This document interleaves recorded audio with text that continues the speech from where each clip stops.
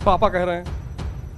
तुम क्या करना चाहते हो? हम तो भैया फोटो खींचना चाहते हैं। तुम सब का बेसिक्स इतना कमजोर है, इतना, जिसका शायद तुम्हें अंदाजा नहीं। जिसको भी आईएएस की तैयारी करनी है, सिविल सर्विस की तैयारी करनी है, 5 महीना समय दो तुम अपने आप को। पहला, अगर डायरी लाए हो तो पहली चीज ये लिखो कि हमें शुरुआत कहां से करनी है, बेसिक कॉन्सेप्ट से। ये 5 नियम तुम रैंचो को लिख लो, ये बहुत तुमको काम आए। अब कितना दिन देना है? 5 महीना देना ही देना है। 5 मंथ्स हमें देना ही देना है।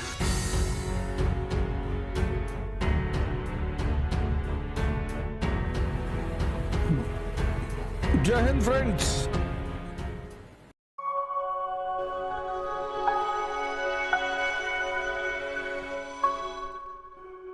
चार तरह के तैयारी करने वाले युवक होते हैं। 4। 1, राजू मॉडल।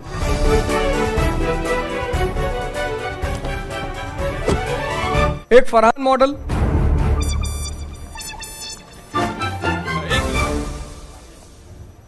1, चतुर्लिंगम। मेरे मेथड्स पे हंसो, एक दिन इन्हीं मेथड से मैं सक्सेसफुल बन के दिखाऊंगा, फिर मैं हंसूंगा एंड तुम रोओगे।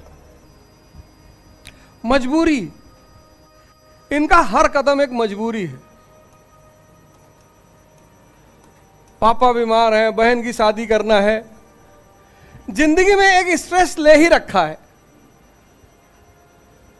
नाराज होते हैं बात बात पे, कूद गए 3 मंजिल मकान से नीचे, हाथ पैर टूट गया, बच गए। फरहान मॉडल ये अपने पापा के लिए जी रहे हैं। पापा कह रहे हैं। तुम क्या करना चाहते हो? हम तो भैया फोटो खींचना चाहते हैं। ये इनको पूरी दुनिया को नीचा दिखाना है, जीतना है किसी भी कीमत पर, दूसरों कमरों में उल्टी सीधी किताबें फेंकनी है, और इनको कुछ समझना नहीं है ना। वो लाइब्रेरियन कहता है ना कि इसका मीनिंग बता देता हूं, कहता मीनिंग नहीं चाहिए दुबे जी। चमत्कार का मतलब है, मतलब नहीं चाहिए दुबे जी, मैं याद कर लेंगे, I'll memorize it। और जो समझेगा नहीं वो फिर चमत्कार का बलात्कार करेगा। यही तो है। 3 इडियट मूवी हर आईएएस एस्पिरेंट को देखनी चाहिए, और एक बार उस मूवी देखा तो तुम्हें यह पता चल जाएगा कि फेलियर की वजह क्या होती है। जब भी दुनिया में कोई कॉन्सेप्ट तुम्हें ना समझ में आए तो उसका बहुत अच्छा माध्यम है आज कोई भी कॉन्सेप्ट। जैसे मान लो सामंतवाद तुमको नहीं समझ में आ रहा है कि यार सामंतवाद क्या है, यार फ्यूडलिज्म क्या है, कोई भी 60 वाट की दशक की जो मूवी है उसको तुम देख लो।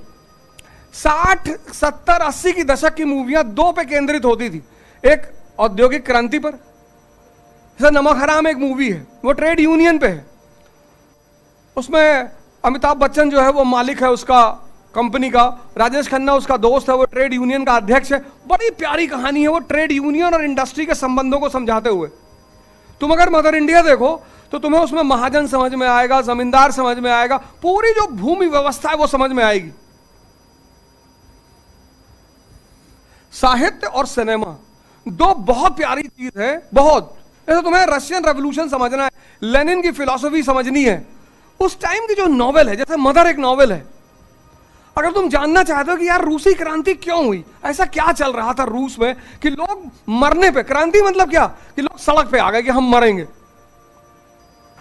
यही तो है क्रांति, कि पूरा पूरा देश निकल आया कि हम मरेंगे लेकिन लड़ेंगे।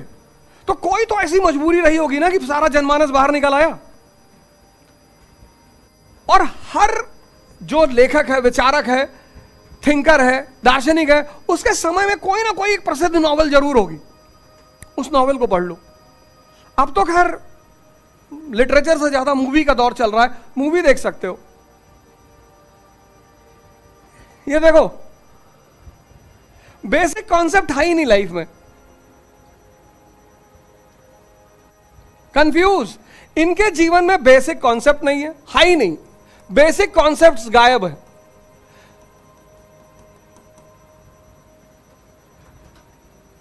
जिसको भी आईएएस की तैयारी करनी है, सिविल सर्विस की तैयारी करनी है, क्योंकि 95% लोगों का ह्यूमैनिटीज से कभी कोई संबंध नहीं रहा है, नहीं रहा है, 10th के बाद आपने छोड़ दिया, 10th तक आपने सीरियसली पढ़ा नहीं।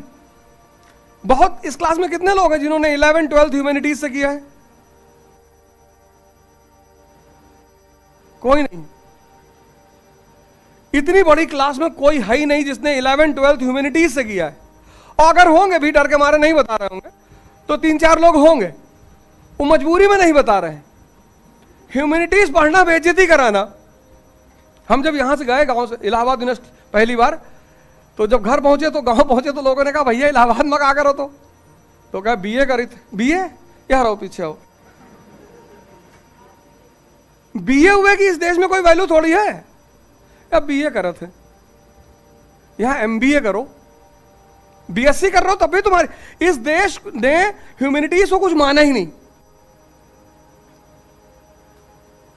तुम सब का बेसिक्स इतना कमजोर है, इतना, जिसका शायद तुम्हें अंदाजा नहीं है। और तुम जल्दी में हो। 5 महीना समय दो तुम अपने आप को। पहला, अगर डायरी लाए हो तो पहली चीज ये लिखो कि हमें शुरुआत कहां से करनी है? बेसिक कॉन्सेप्ट से।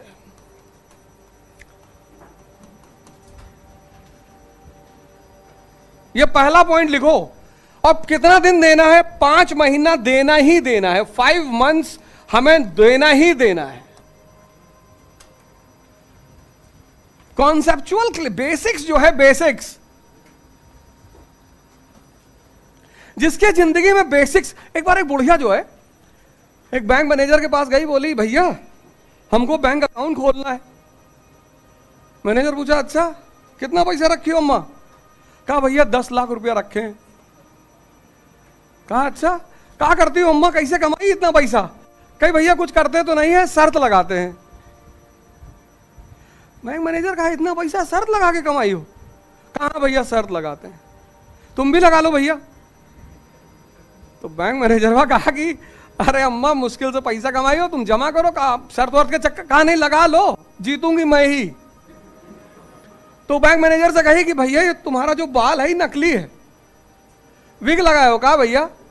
मैनेजर ने कहा अरे अम्मा कैसी बात कर रही हो, ओरिजिनल, अभी 28 साल उम्र है, इसे ओरिजिनल बाल है मेरे। कहीं नहीं नहीं नकली है, विग लगाए हो। 1-1 लाख रुपए की शर्त।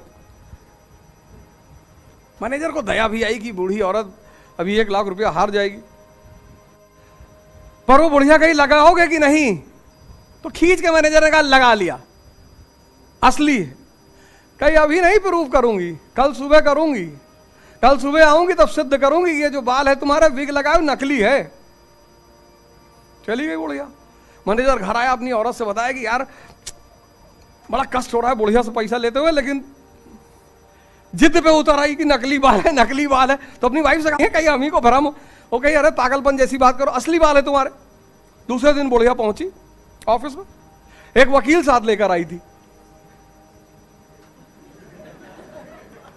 मैनेजर से कही मैं वकील साहब को लाई हूं जिससे कि कोई बेईमानी ना होने पाए, एक आदमी गवाह रहेगा हमारे सामने कि तुम्हारे बाल नकली हैं। मैनेजर ने कहा अच्छा बुलाओ वकील को, अंदर बुलाओ। तो वकील भी अंदर आया। तो बुढ़िया गई मैं बाल नोचूंगी। कहां नोचो?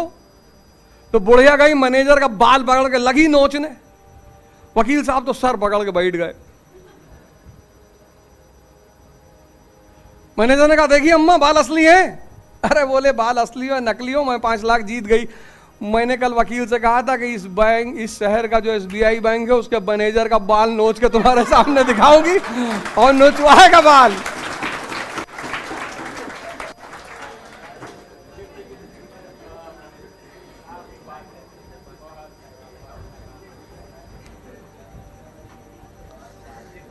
हर खेल का नियम है, हर खेल। तुम लोग मेहनत बहुत करना चाह रहे हो, कुछ करना चाह रहे हो, सेवा करना चाह रहे हो देश। तो अगर तुम लोगों से बात की जाए तो तुम में से जितने लोग बैठे हो सबके अंदर एक तो शक्ति भरी पड़ी है और दूसरे अंदर सबके अंदर एक सपना भरा पड़ा है। जितने लोग तुम इस क्लास में बैठे हो 2 चीज सबके अंदर मौजूद है और ये जवानी के लक्षण हैं। बुढ़ा आदमी तो बस ऊपर का सपना देखता है और बच्चे के पास खेल के सिवा कुछ होता नहीं। जवानी 2 चीज को लेके चलती है, एक शक्ति को, एक सपने को। और जब उस शक्ति को सही दिशा नहीं मिलती तो सपना टूटता हुआ नजर आता है।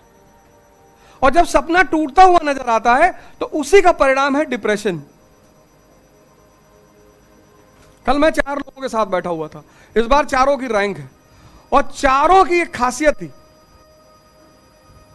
कि चारों ने 5वें अटेम्प्ट में आईएएस निकाला, चारों ने, और चारों दोस्त हैं। चारों दोस्त एक साथ तैयारी शुरू की। एक महाराष्ट्र का, जयपुर का, इंदौर का, ऐसे के लड़के थे, और सबका 5वें अटेम्प्ट में सिलेक्शन हुआ। पढ़ते कैसे थे? 2 आदमी नौकरी करता था, चारों खाते थे उससे, मतलब बदल बदल के नौकरी करते थे। क्या अंडरस्टैंडिंग थी चारों में, और चारों को सिलेक्शन हो गया, और 2 को आईपीएस मिलेगा, 2 को आईएएस मिलेगा।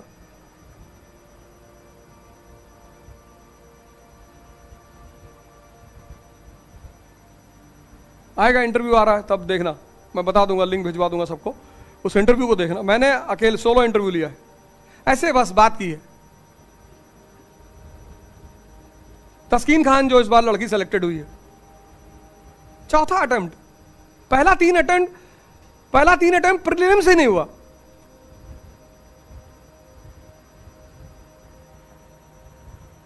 फादर एक सामान्य से एम्प्लॉय, लेकिन उसके फादर बार बार कहते रहे कि बेटा घबराना मत, कोई बात नहीं, जब तक तुम्हारा अटेम्प्ट है आराम से दो, हम कहीं से भी लाके पैसा देंगे। तुम यार बेसिक से शुरू करो, एक टाइम बनाओ। हिस्ट्री क्यों पढ़ना है? इतिहास नहीं पढ़ोगे तो यह बात तुमको कैसे क्लियर होगी कि भारत पर लगातार आक्रमण क्यों होते थे? कश्मीर हमारे लिए क्यों इंपॉर्टेंट है? भारत की वैज्ञानिक सीमा रेखा कहां से गुजरती है?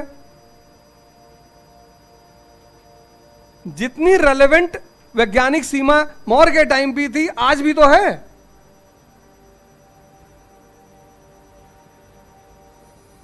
रट क्यों रहे हो यार? क्यों रट रहे हो? जितना रटोगे, रटने के साथ एक चीज जुड़ा हुआ है, भूलना। कुछ चीजें हैं ना, वो साथ चलती हैं, अलग कभी नहीं होती। तुम देखो, 3 नाम मैंने लिखे, एक नाम छोड़ दिया, एक नाम छोड़ दिया। सबसे क्रूशियल नाम, जो इस पूरे एपिसोड का हीरो है, रैंचो। इसको स्ट्रेस नहीं है, पता है क्यों? इसको स्ट्रेस है ही नहीं, इसको तनाव है ही नहीं, प्रेशर है ही नहीं। क्यों है? क्यों नहीं है इसको तनाव, क्यों नहीं है इसको प्रेशर? 4 रीजन, सब लिख लो, ये सब तुम्हें काम आएगा। इसको मैंने एक नया नाम दिया, रैंचो मॉडल। रैंचो को देखो। तो और क्या बोलूं, पहले इंजीनियरिंग की, उसके बाद एमबीए किया, उसके बाद अमेरिका जाके बैंक में नौकरी कर रहा है। अगर बैंक में नौकरी करनी थी तो इंजीनियरिंग काहे के लिए किया? तुमने मूवी देखी होगी, 2 सीनों पे तुमको मजा आया होगा, तुम भूल गए होगे। वो मूवी तुम्हारे आईएएस क्वालिफाई करवा सकती है, तुम्हें प्रधानमंत्री बनवा सकती, इतनी दम है उस मूवी के अंदर। क्योंकि रैंचो के पास जो पहला सबसे बड़ा गिफ्ट है, वो है सिंप्लीफिकेशन ऑफ कॉन्सेप्ट्स। किसी भी कॉन्सेप्ट का सरलीकरण करना। तुम आए, क्लास में टीचर ने प्रवचन दे दिया, नोट्स लिखा दिए, तुम जाके उसको रट रहे हो। तुम होमवर्क करो, और होमवर्क में क्या करो, वो जो सर ने तुम्हें कॉन्सेप्ट बताया, मान लो मैंने तुम्हें मनसबदारी इतिहास में पढ़ाया, अब उस पूरे कॉन्सेप्ट को तुम अपने अनुसार सिंप्लीफाई करो। यही है होमवर्क। क्रिएटिविटी के साथ सिंप्लीफाई करो। पूछता नहीं टीचर उससे, रैंचो से क्या, पूरे क्लास से पूछता, व्हाट इज मशीन? कहता sir which reduces human effect. Fine sir, on किया, हवा दे रहा है। Chain sir, up and down, up and down. कहता यही लिखोगे एग्जाम में, चेन अप एंड डाउन। पहला काम ये करो, किसी भी कॉन्सेप्ट को पढ़ो, तुमको ऐसे कॉन्सेप्ट थोड़ी समझ में आएगा। किताब की भाषा उठा ली तुमने, उसी लाइनों को रटे जा रहे हो ना। तुम उस पर टाइम दो, उस कॉन्सेप्ट पे बैठो। यही तो होमवर्क है, और क्या होमवर्क है? वो तुम स्कूल वाला टाइम समझ रहे हो क्या? होमवर्क मतलब ये कि जो क्लास में टीचर ने पढ़ाया, उसको तुमने अपने हिसाब से सिंप्लीफाई कर लिया। न्यूटन का पहला law, a body at rest will be at rest, a body in motion will be in motion.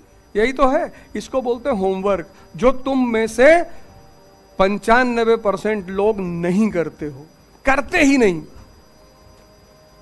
या तो तुम करोगे तो वैसे ही कर लोगे, उसी पूरी लाइनों को रट डालोगे, ऐसा नहीं करना है, ऐसा नहीं करना है। अपनी भाषा में देखो, सिंप्लीफिकेशन ऑफ कॉन्सेप्ट किया उसने कि नहीं किया, देखा ना तुमने, सिंप्लीफिकेशन ऑफ कॉन्सेप्ट। दूसरा रेंचो का क्या सबसे बड़ा एग्जांपल है, दूसरा रेंचो का फीचर क्या है, ऑब्जर्वेशन। इतना स्ट्रांग ऑब्जर्वेशन है इस आदमी का कि बस देखता है और कोई चीज समझ जाता है।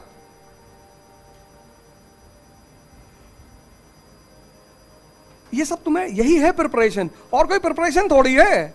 और तुम क्या सोच रहे हो, कोचिंग तुम्हें नोट दे देगी, तुम रट डालोगे, टीचर तुम्हें पढ़ा देगा, तुम रट डालोगे, तुम आईएएस बन जाओगे ना। प्रिपरेशन का मतलब कुछ चीजों का तुम्हारे अंदर विकास। ऑब्जर्वेशन, ऑब्जर्वेशन की क्षमता कितनी आई है रेंचो में,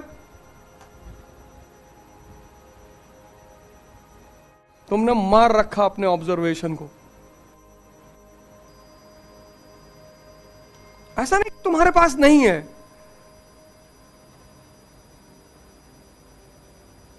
तुम देखना ही नहीं चाहते, तुम तो पेन उठाए अंडरलाइन किए भागे जा रहे हो। वो किताब की लाइनें तुमसे कह रही भैया तो चुप, अंडरलाइन की। तुम्हारा एक टारगेट है कि दिन भर में 100 पेज खत्म करना है किसी भी तरह से, उसके बाद कूद के तुरंत पहुंचना है कटरा चौराहा।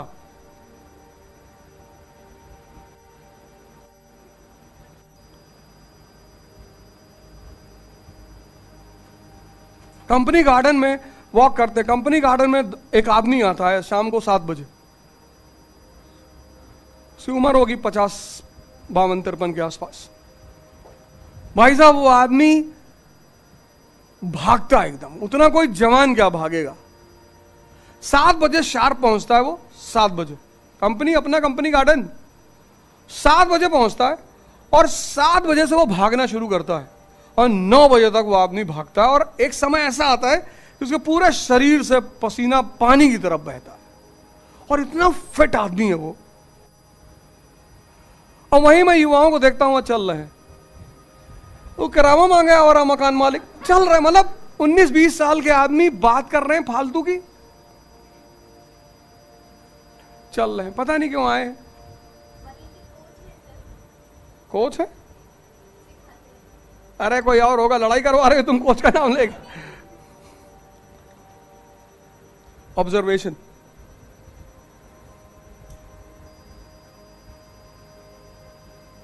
क्या जरूरत थी फंडामेंटल राइट की इंडियन कॉन्स्टिट्यूशन में, और इंडियन कॉन्स्टिट्यूशन में थी तो अमेरिकन कॉन्स्टिट्यूशन में क्यों थी? आखिर 2 संविधानों में फंडामेंटल राइट को स्पेसिफिकली जोड़ा गया तो क्यों? तुम अपनी ऑब्जर्वेशन की क्षमता को बढ़ाओ। ये सब चीजें तुम्हें कोई कोचिंग देगी क्या? ये कोई कोचिंग तुम्हें ट्रेनिंग देगा कि आओ तुम्हें बताएं सिंप्लीफिकेशन ऑफ कॉन्सेप्ट कैसे होता है? ये तुम्हें करना है। कोई कोचिंग, कोई कॉलेज दुनिया में, यूनिवर्सिटी है जो ऑब्जर्वेशन करना सिखाती है? और दुनिया में जितने लोग महान बने सब देख कर महान बने।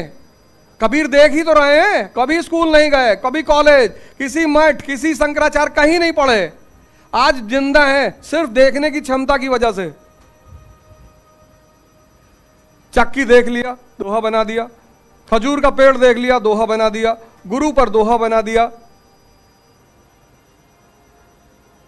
किसी ने पूछा जीवन का उद्देश्य क्या है, क्या जवाब दिया उस आदमी ने? वृक्ष कबहु नहीं फल बखे, नदी न संचय नीर, और परमारथ के कारणे साधुन धरा शरीर। ये मानव का शरीर सेवा करने के लिए मिला है, लेकिन सेवा कौन करेगा? जिसके पास शक्ति होगी। तुम खुद ही 800-900 रुपया उधार हो दूसरे का, तुम क्या सेवा करोगे किसी का? तुम में से हर आदमी या तो चाय वाले का उधार होगा, और या पान वाले का, या पंसारी का, या अल्लाहपुर से मकान छोड़ोगे तो 4 मसाले के पैसा नहीं दिए होगे। ये हम सब करते हैं इलाहाबाद में।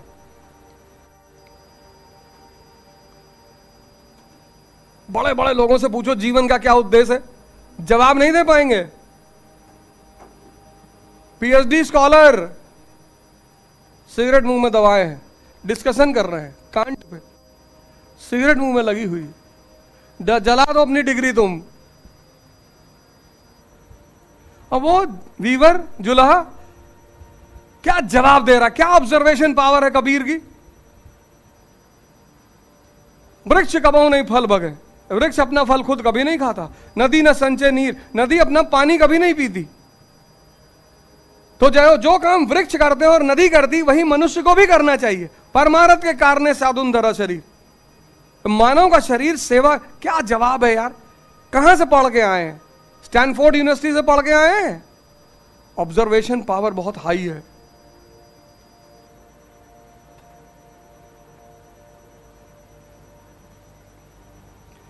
पहली चीज सिंप्लीफिकेशन, दूसरी सिद्धार्थ को 4 चीजें दिखाई ही तो पड़ी। हमको वो 4 नहीं दिखती, हमको भी दिखती हैं। कितनी बार हमने डेड बॉडी देखी, कितनी बार सन्यासी देखा, कितनी बार बीमार आदमी देखा, हमने नहीं देखा। आइंस्टीन को दिखाई ही तो पड़ा कि सेब गिर रहा है।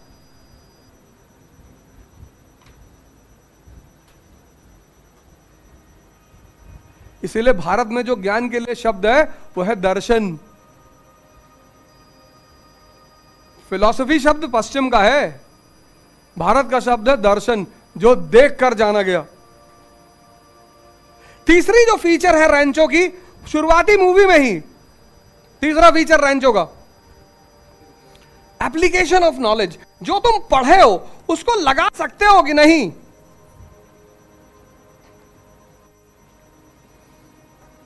बहुत पढ़े हो जीवन में, उसको तुम लगा ही नहीं सकते, कहीं तुम्हारा ज्ञान काम ही नहीं आ रहा है।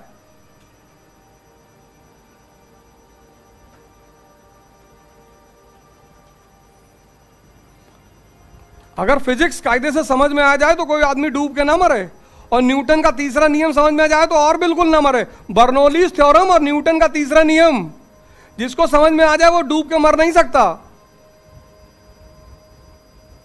लेकिन समझ में बहुत लोग के आ गया, हड़बड़ा के मर गए। Application of knowledge.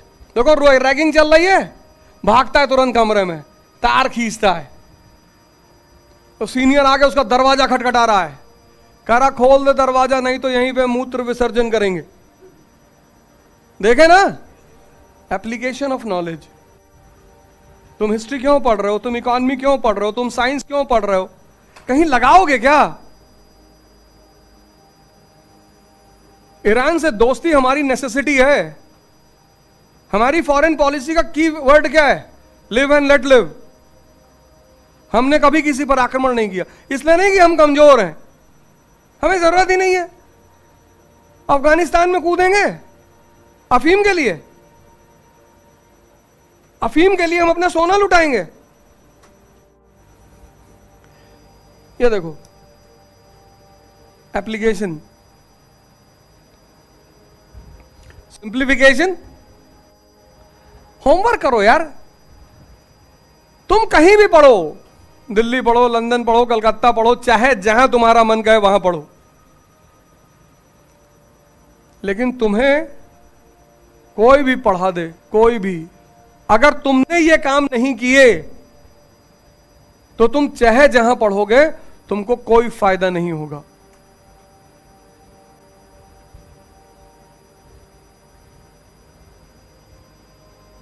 इतनी बड़ी क्लास है, इसमें बहुत सारे लोग होंगे जो पिछले 2 साल से तैयारी कर रहे होंगे। समुद्रगुप्त की नीति नहीं पता, फेमस है इतिहास में अपनी अपनी उस नीति के लिए, वॉर पॉलिसी के लिए। वो जाना ही जाता, उसको नेपोलियन कहा जाता हिंदुस्तान का। पर तुमने होमवर्क नहीं किया।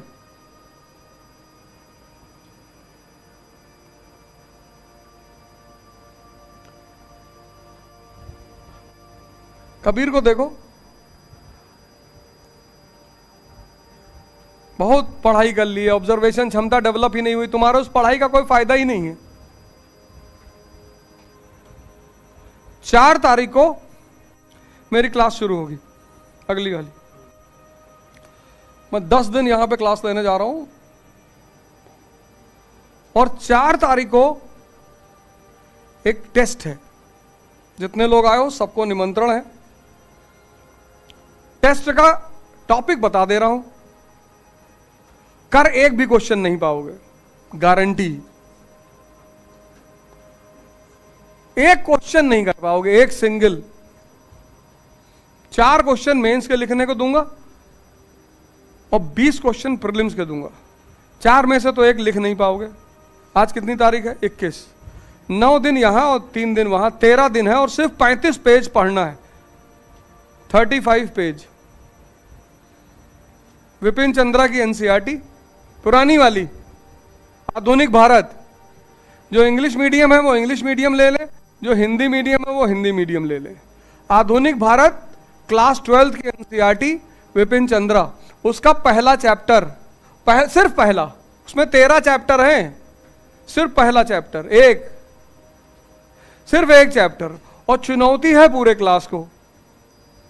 एक क्वेश्चन नहीं लिख पाओगे मेंस का,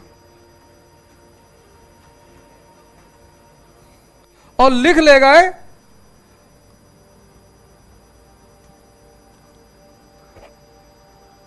गए तो द्विज प्रोग्राम में तुमको ऐसे ही एंट्री करा दूंगा।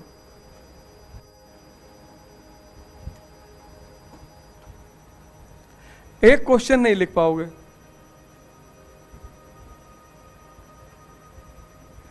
ये मेरा कॉन्फिडेंस नहीं है, ये मेरा तुम्हारे ऊपर कॉन्फिडेंस है।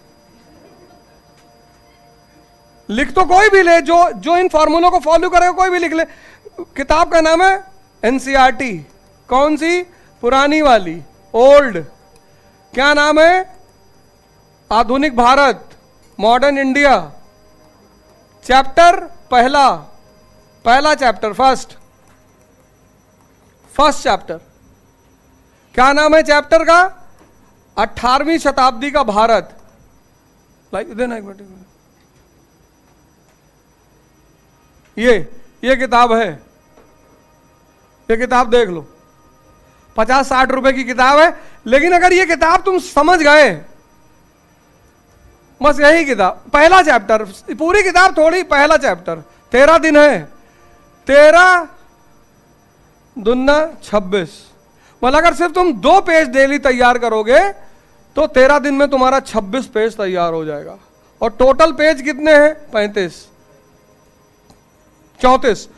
पेज हैं। 34 भी नहीं, 33 ही हैं।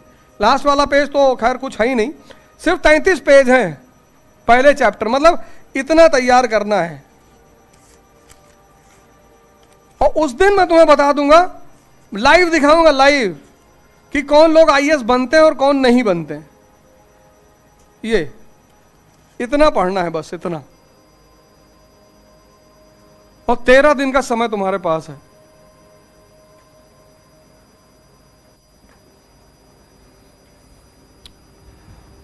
पहला 5 आदमी जो होगा उसको मेरी तरफ से गिफ्ट रहेगा। 5 मैं मौका दे रहा हूं। जो पहले 5 लोग आंसर शीट जमा करेंगे, मेंस के क्वेश्चन दूंगा और प्रीलिम्स के 20 क्वेश्चन और मेंस के 5 क्वेश्चन। 20 में बहुत कर ले जाओगे तो 3-4 कर ले जाओगे, मैक्सिमम 5 कर लोगे। और मेंस में तो एक भी नहीं लिख पाओगे। लिख लेगा तो 5 को दे रहे हैं ना फ्री में कोर्स। जो फीस दिए उनको लैपटॉप दे देंगे, हमें देना है। लैपटॉप भी तो 70-80 हजार का आता है ना, अच्छा वाला। चाइनीज वाला तो 15-20 हजार में है, असेंबल करवा ले नेहरू विहार प्लेस से। टाइमिंग मैं अभी बताता हूं, अभी फाइनल करके तुम सबको बताता हूं। सब लोग आओ, ये 13 दिन की चुनौती ले जाओ और सब लोग आओ। तब मैं वहां तुम्हें समझाऊंगा, इन बातों को मैं तुम्हें वहां करके दिखाऊंगा कि देखो तुमने क्या गलती की। Rancho model, simplification, observation, application. और चौथा क्या खासियत है रेंचो की? क्यूरियोसिटी। सिर्फ प्रवचन सुन नहीं रहा है, क्वेश्चन पूछ रहा है, क्वेश्चन रहा है। कह रहा सर स्पेस में पेंसिल क्यों नहीं यूज करते हैं? तो सहस्त्र बुद्धि कैसे डायलॉग दे रहा शुरुआत में? यहां इतने लोगों ने एग्जाम दिया, सबकी कॉपी डायलॉग दिए जा रहा है, ये अंडे घोंसला लेकर आया है, इतना डायलॉग दे रहा है हर साल कि वो जो लड़का धोबी है उसको याद हो गया है। जो बच्चा है राजू, पहले वो सहस्त्र बुद्धि बोलता, पहले ये बोलता है फिर सहस्त्र बुद्धि बोलता है। वो दिखा रहे हैं कि देखो तोता, वो प्रेस करते करते बोल रहा है, पूरा डायलॉग रटा हुआ है। एक अंडा उठा के भौकाल, ये देखो अंडा गिर गया, फिर पेपर गिरा दी, ये सब काहे नाटकबाजी कर रहे हो? क्या दिखाना चाहते हो? तुम तोप हो? पढ़ने आए तुम्हारे कैंपस में, चुपचाप पढ़ाओ। एंट्री करते टेलरबाजी दे रहा हो। ये पेन है, बहुत बड़ी खोज थी स्पेस में, और लड़का खड़ा देख रहा को, बहुत बोल रहा है, तो पूछ लेता कि सर पेंसिल। अब रटे हुए आदमी के कॉन्सेप्ट तो क्लियर होते नहीं, मास्टर को धक्का लग जाता है, तुमने मुझसे सवाल कर लिया। देखो उस आंसर को तैयार करता है और लास्ट में बताता है उसको। हाँ, ये 4 चीज तुम रैंचो से ले लो और पहला स्टेप उठाओ कि अपना बेसिक्स मजबूत करो। हिस्ट्री पढ़ो, एनसीईआरटी लो, और मैं बताऊंगा कैसे पढ़ना है। ये इस टेस्ट मैंने इसीलिए ऑर्गेनाइज किया है। सब अपना नाम वाम तो लिखा ही चुके हो, और किसी को लेके मत आना, बस जितने लोग आए हो उतने ही, और किसी को बताने की जरूरत नहीं है कि बबलू तुम भी आओ, गुड्डू तुम भी आओ, फलाने आओ, रिश्तेदारी, तिलक भोज नहीं होने जा रहा है। बस जितने लोग आए बस उतने लोग आएंगे, और लाइव तुमको करके दिखाएंगे। ओपन चैलेंज टेस्ट है। पहला काम तो ये कर लो, बेसिक्स 5 महीना दो यार अपने आप को। तुम नहीं पढ़े हो, तुम लोग क्यों भाग रहे हो? 2 साल की प्रिपरेशन है ये तैयारी 2 साल मांगती है, शुद्ध 2 साल पूरा।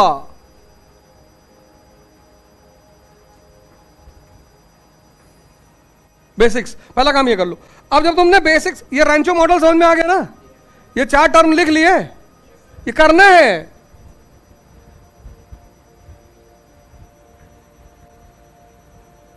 तुम भी तो 3 इडियट पहले देखे थे कि नहीं देखे?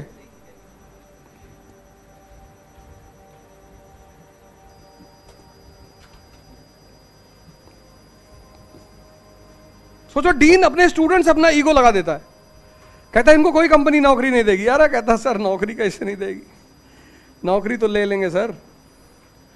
सोचो डीन की मानसिक दशा सोचो, कहता अगर नौकरी मिल गई तो मूंछ सेव करा देंगे। कोई अपने स्टूडेंटों से शर्त लगाता है यार? तुमने कहा सर फर्स्ट रैंक लाएंगे, हमने कहा अच्छा फर्स्ट रैंक ले आए तो मूंछ। अब ये सब पागलपन की बातें। हम तो तुम्हें और प्रमोट करेंगे कि अरे वाह बेटा बहुत शानदार। अगर रैंचो मेरा स्टूडेंट रहा होता, मैं उसको मिठाई उठाई केक खिलाता, एक बोतल पहुंचवा देता उसके कमरे में स्प्राइट की, कि ले पी ले। बहुत बढ़िया, कम से कम दावा तो कर रहे हो। डीन होके अपने स्टूडेंट से लड़ रहा है।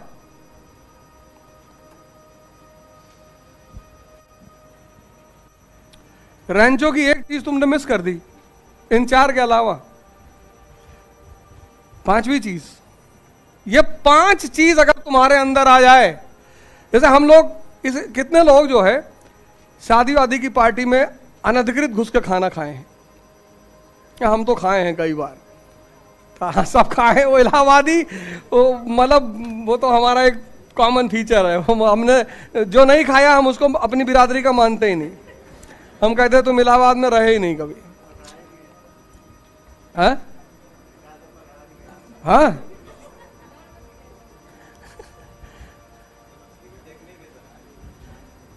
एक्चुअली उसमें पकड़ा कैसे जाते हो पता है? कुछ लोग उसमें ऐसे होते हैं जो फर्जी इधर उधर देखते रहते हैं डर के मारे, उनके चक्कर में पकड़ा जाता आदमी।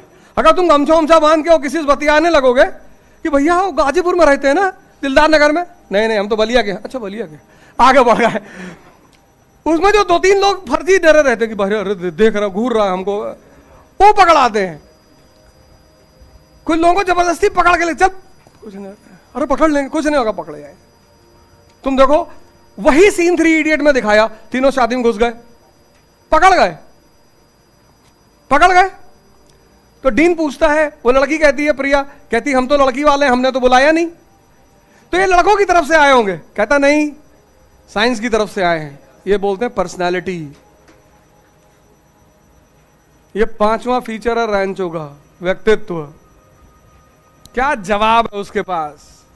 कोई माफी वाफी नहीं। तुम फरहान और राजू को देखो, माफी मांग रहे हैं, गुरुजी गलती हो गई सर, आपका 1 प्लेट जितने का रहेगा हम पैसा दे देंगे। अरे साइंस की तरफ से आए। तो कहता है कि कैसे? कहता सर इन्वर्टर बना रहे हैं और आपको डेडिकेट करेंगे सर। उस पर लिखता वायरस इन्वर्टर, एक बार लेके भी जा रहा होता। इसको बोलते हैं पर्सनैलिटी। ये 5 नियम तुम रैंचो को लिख लो, ये बहुत तुमको काम आएंगे। जय हिंद फ्रेंड्स।